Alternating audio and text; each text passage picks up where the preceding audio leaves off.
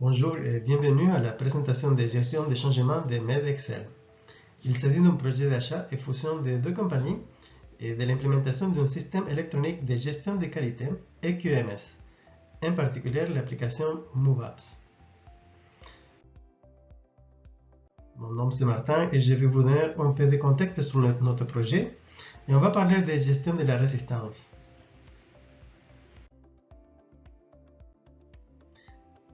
Sur le contexte, la PME québécoise MedExcel a acheté en 2020 une portion de la compagnie française Guerbet. Guerbet se spécialise dans le remplissage et la fabrication en grande quantité de seringues pré-remplies. Ces produits sont destinés à des fournisseurs en soins de santé dans plus de 15 pays. Du côté MedExcel, l'acquisition provoque des changements importants. Ça quintuple la capacité de production et triple le nombre des employés.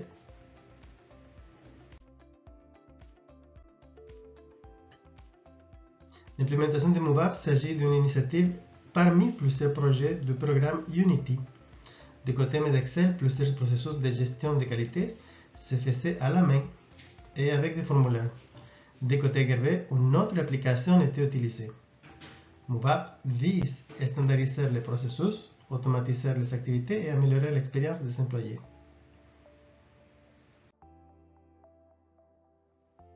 Alors, on va parler des activités complémentaires aux activités de communication, spécifiquement d'une activité de la gestion de résistance que notre équipe avait planifiée. La gestion de la résistance ne se fait pas à un moment en particulier, mais tout au long du parcours de changement. Nous avons classifié ces activités selon le modèle de gestion des changements ADCA.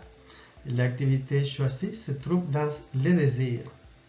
On cherche entre autres à trouver une réponse aux préoccupations typiques des employés et on s'inspire des questions que Barry avait identifiées dans sa recherche.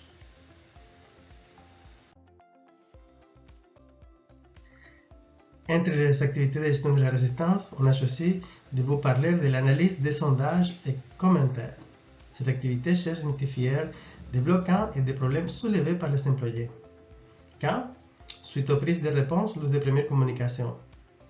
C'est l'équipe de TI qui va recueillir les informations et l'équipe de collection qui va analyser et trouver des réponses. Les responsables sont les chefs de projet TEMA qui coordonnent avec l'équipe TI et la directrice de EQMS. Cette activité elle est cruciale pour permettre à l'équipe de collection d'identifier des facteurs de résistance et des problématiques non prévues. Les responsables pourront trouver des réponses adaptées et spécifiques au questionnement. En s'adressant aux craintes des employés, on rassure les gens. Cela permet de créer un sentiment de qu'ils sont écoutés et que leur opinion compte.